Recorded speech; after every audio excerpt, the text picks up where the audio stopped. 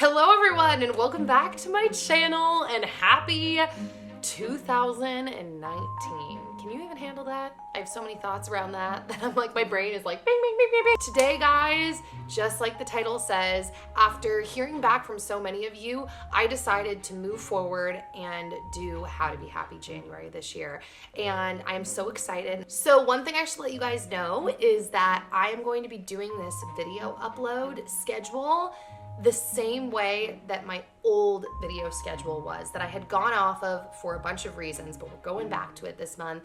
And the goal, follow me on social media because I might fall off the bandwagon, but the goal is going to be Monday, Wednesday, Friday. So follow me on Instagram and Twitter if you don't already, so I can give you updates if anything's delayed. And also I'm probably gonna be posting some extra thoughts and content around How to Be Happy January, but that's gonna be the goal, Monday, Wednesday, Friday. And also, if you haven't already subscribed, I don't know, hardly anyone has because I haven't told anyone, but I have a newsletter now that I just started sending out a couple weeks ago, and it's perfect timing for How to Be Happy January because I write in the newsletter and I'm able to come directly to your guys' inbox just with more thoughts around kind of what's going on in the week, and now it'll be centered around How to Be Happy January. So I'll have the link to that down below too. You just click through to my blog and enter your email. And I want to say this is my 5th year in a row doing this.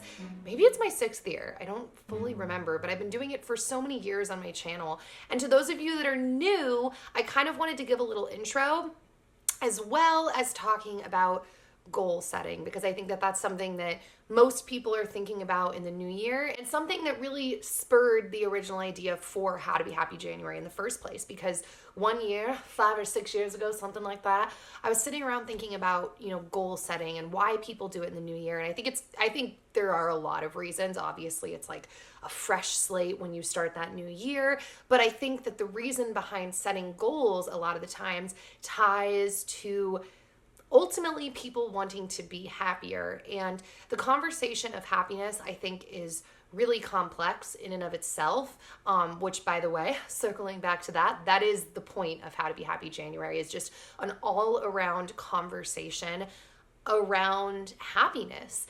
And like I was saying 2 seconds ago, I think happiness is very complex. The conversation around happiness is complex.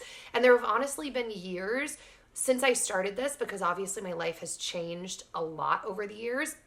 And there have been years where I haven't wanted to do the series because I wasn't even sure how to have that conversation because of things going on in my personal life, and always having this feeling. I feel like a lot of YouTubers that I know struggle with this, of like wanting to be authentic and wanting to really connect with you guys, but I wasn't sure in certain years in the past how I was going to be able to do that while navigating through what was going on in my life, in my head, in my thoughts, in my spirit, in my attitude, in my health, all of that. And that's a little sad looking back, even though I understand, because honestly, the whole point of How to Be Happy January is not actually like, I'm going to tell you how to be happy. It's supposed to be an honest conversation around happiness. And I really believe that you really can't chase happiness, and you probably shouldn't, which is not only the irony in this title, but also an irony in my own life, because I say that and I believe that, but I find myself slipping down that path often of striving and reaching for happiness. And I do think that there is an element of I feel this way about health. I talked about this in my last video of the year of 2018, that I think that you want to play your cards right. You want to be a good steward of your body and your life, and you want to make smart decisions. But ultimately, it's this weird thing that goes hand in hand with you really, in my opinion, cannot control so many things in your life. Whenever I see people talking about you control your life, you control your destiny, I don't know if I've just become jaded or if it's the truth. I'm inclined to think it's the truth, but that's because that's what I believe, obviously. But what I believe is that that's actually not true, that you cannot fully control your life. I think that you can make good and healthy decisions where you are based on the information that you have, but you can't know everything, and there's no such thing as perfect. And so many other things happen in life beyond just the decisions that you make. People die, people do things to you, the weather changes, people lose jobs. Like you get sick, like things happen. And I personally not only think things happen, but I also believe that God's plans are higher and better and more overarching and massive and all-knowing than our little brains are. And so I do in general think that the journey to happiness, no, I'm going to take that back. Not the journey to happiness. The journey in life and the conversation around happiness has to go hand in hand with this concept of like, yes, you try to be a good steward. You make a good effort. You try to make good decisions, but you have to also have open hands, I think, to whatever God has for you in life, that day, that week, etc. So all of that leads me into goal setting, which I think is a really great place to start, just because, like I said, New Year's resolutions, that's what everybody thinks about with January. And so I want to kind of not only share what I have been doing, how I've been managing my goals, what my goals are and have been, because to be honest, I don't really set new goals for the new year. My goals are always things that I'm looking at far in advance down the line. So my goals are just continuations of goals that I've been building up and kind of drawing out for a while.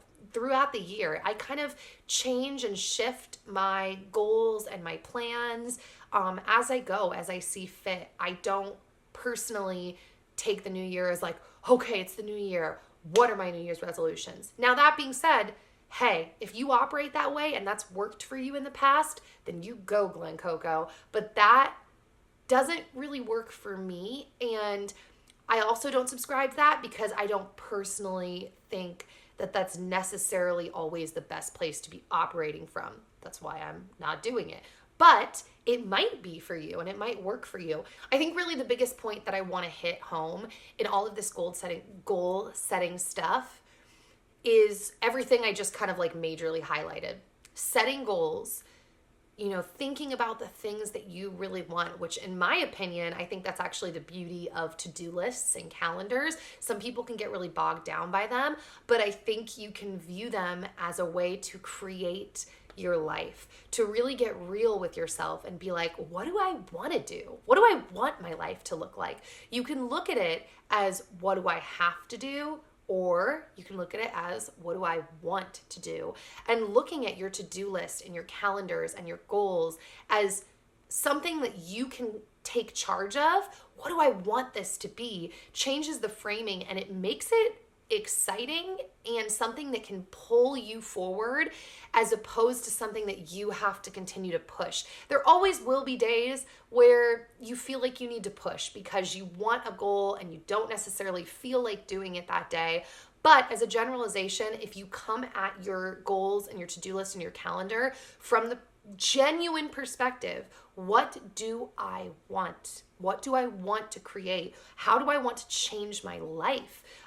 It can become more exciting and just thrilling in general. But, that's what I was going to say though. But I think it's important to have that concept paired with, hey, I can't control everything. You can't.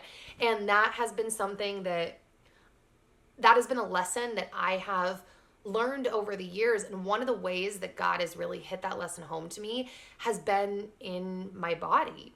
I really legitimately thought for a couple of years that if I just worked hard enough and I paid enough money to doctors and I showed up to my appointments and I ate a certain way and I did a certain amount of prayer and exercises and all of the things, that I could be healed. I thought, hey, I don't have something like super complex and unknowable. Like, we'll just figure it out. I'll pay the doctors. I'll show up. I'll do it. I'll do what I'm supposed to do and I will be healed.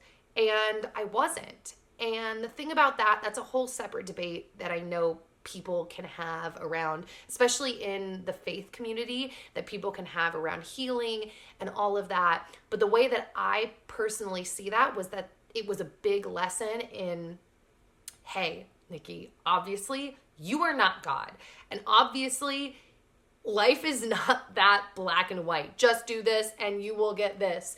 And so that was a really disappointing period of time. And if you know my story, I think that was part of what kind of threw me into a depression, for lack of a better word. And that's part of why I ended up going on my SSRI. And I mean, that's me being like logical and observing it. It's, I think, very nuanced and complex, and dealing with chronic pain since I was around 12. I think there's a lot to that. But I really learned in that I have to approach goals and things that I'm going after with excitement and tenacity and resilience, but I also have to have an open heart and open hands to whatever God has for me, because God has put me down paths that I would not have put myself on, that changed my life for the better in huge, crazy ways. And the things that I can't see now, like, okay, my life has changed, like, why is this happening? I have to trust that he will reveal that to me down the line. And if he doesn't, then, you know, whatever, that was just part of the plan. So it's this weird kind of balance that I feel like you have to have for not only your sanity, but also just because I do believe that God's ways are higher than ours and are more, like I said, all-knowing, obviously. So one other thing that I want to talk about in terms of goal setting, and something I want to propose. I've proposed this in the past, but if you're new to my channel or maybe you forgot, I want to kind of suggest that you look into this. There is a book called The Slight Edge, and the kind of theory behind the slight edge is like compound interest. I don't know how to quite word this. The theory behind that believes that you can pick a bunch of things in your life that you want to get better at. So let's say I'm just going to take random examples from my own life. I want to get in better shape, become better at piano, singing, gardening. I want to improve my video and sound quality. You know, you can list all of these things. And that by putting in a small amount of work regularly, that over time, those skills, those goals, those things you're working towards will make progress, just like compounding interest. It adds up as time goes on. So a lot of people will view goals, things that they want to achieve, as something that it's like, okay, balls to the wall, we're going for it. And obviously that works for some people, and that is a way to approach things, is just hardcore focus. And that's something that I, as a 7, have never been very good at. So that's part of the reason the slight edge really speaks to me. But I also think that concept in the slight edge also just makes sense. If you're putting in consistent forward movement a little bit every single day or every other day, doesn't it only make sense that as time goes on, those little steps are going to add up? You're going to eventually become better at what you're working towards or move forward in those areas.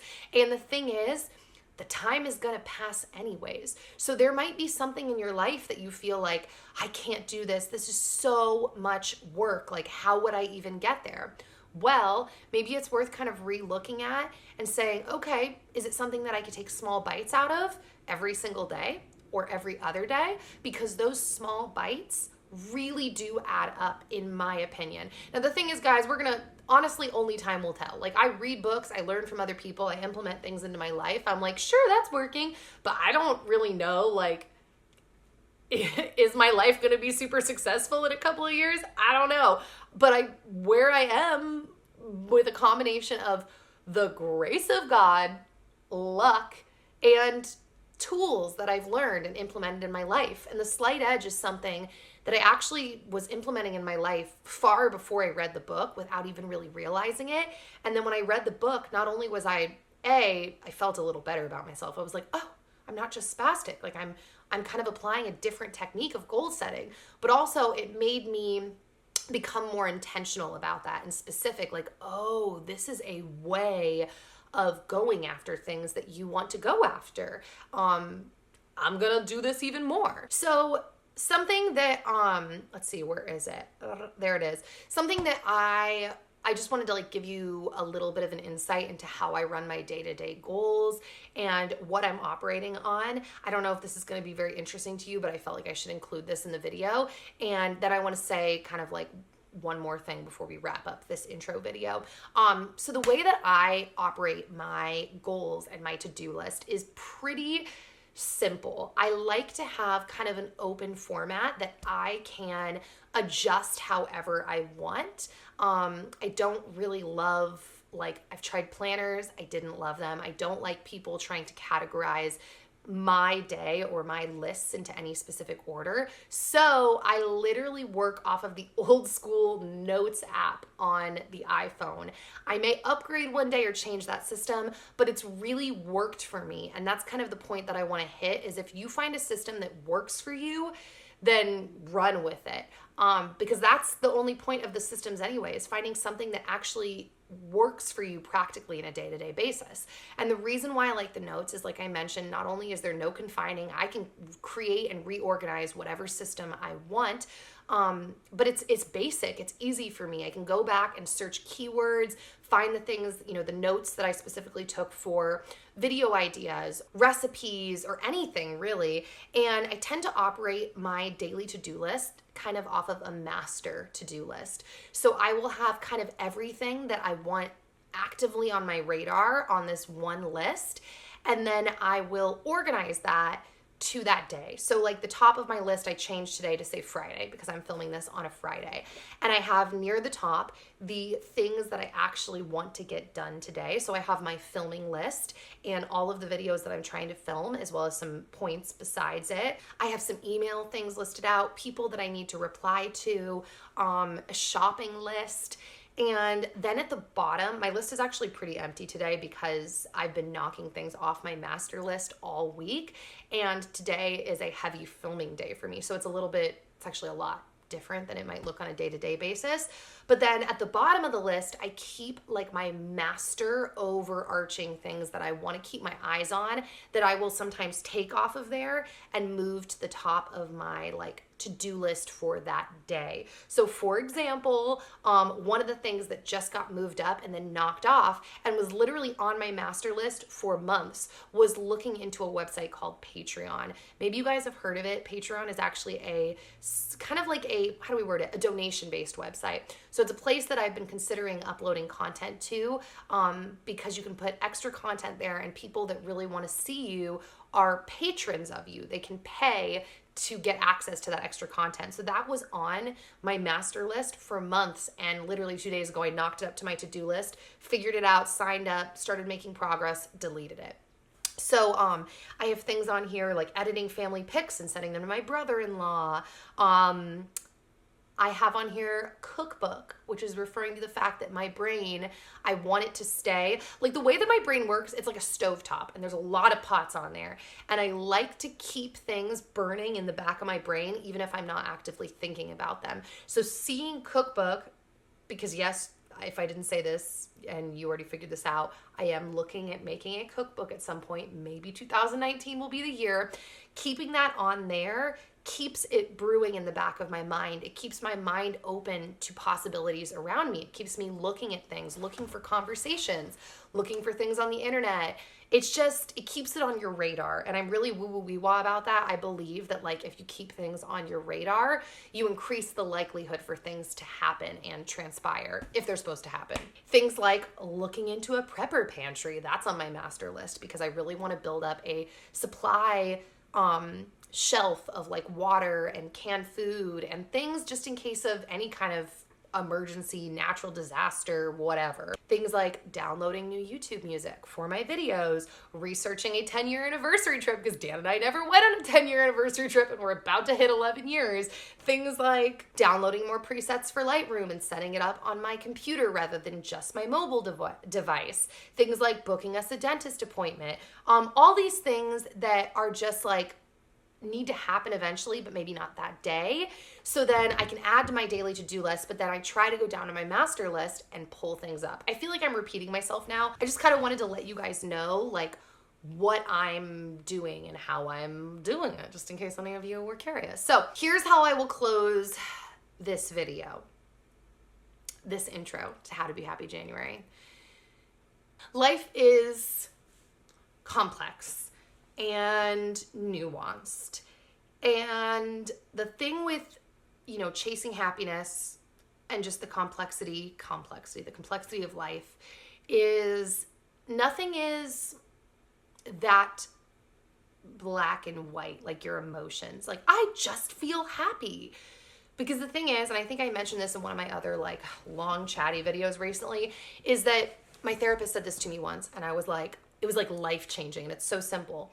Emotions come in sets of 3. And that is, I've actually mentioned this in reference to the fact that we live in a society that is just like very offended in general by a lot of things. And I've said before, I understand a lot of the offense because bad stuff happens all the time. But I also think that, and this has to do with happiness, that something can be horrific and horrible and sad and tragic and also funny. Something can be happy and exciting and thrilling and also terrifying and anxiety filled. And that is just kind of life. It's not that simple. Emotions come in sets of 3. And so happiness, it's not that simple. My wedding day was one of the happiest days of my life. I'd say probably the happiest day of my life. But it was also one of the most terrifying days of my life because I was aware, obviously, as to what I was doing. I was like, I'm literally committing my life to this homie. Like, holy crap, I'm terrified. Terrifying. It was also sad because I felt like I was saying goodbye to my childhood and the specific dynamic I had with my parents. And so it was a lot of emotions. Second happiest day in my life, the day I got LASIK eye surgery. I'm not kidding. That was an amazing day. So happy because I'd always been blind since like 2nd grade. And then I got the surgery and it's like, I can see, but it wasn't just the happiest day of my life. It was also so nerve-wracking. I cried. I was so filled with anxiety. I'm like, my eyeball's getting surgery. Like, what the heck?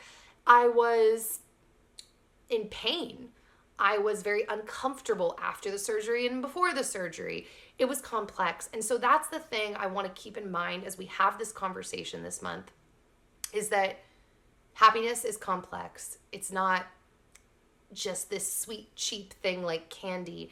It comes with other things, just like how love can often come with heartbreak. There's a lot to it. So I don't even know. I hope that this first video was able to be an encouragement to you and be a blessing to you. And I hope that this whole month can just be an encouragement and a blessing to you. I hope that God can use these videos to lift you up and give you some insight. I don't know. I feel like I'm a crazy hot mess, but I hope that he can use me to encourage you. I just want to encourage, I keep using that word, encourage you to sit down, look at your life, look at what you're doing, what you're creating, what you're going towards, and I want you to examine if that's what you want to be doing. Things can't change overnight, but just like the slight edge, you can make small steps towards things. Are you going in a direction that you feel good about, that you feel called towards? Or are you kind of dreading every day? Are you going in a direction that you don't feel good about, but you feel like you're being sucked towards, like you're in a river being pulled downstream? What can you do to create more of a life that you want, that you can love? Because you can create it every day through small actions. That slight edge, you can slowly create those things. Like I said, while also having an open heart and open hands to whatever God has for you. Feel free, guys, to let me know in the comments. This is going to be a conversation all month, and I'm really excited to have it. And I really hope you guys like these videos. And that's it. I'm officially going to go now. I'm on my period, so I'm also kind of simultaneously dying and sweating right now. But I'll see you guys back here soon. And yeah. All right, guys. Bye.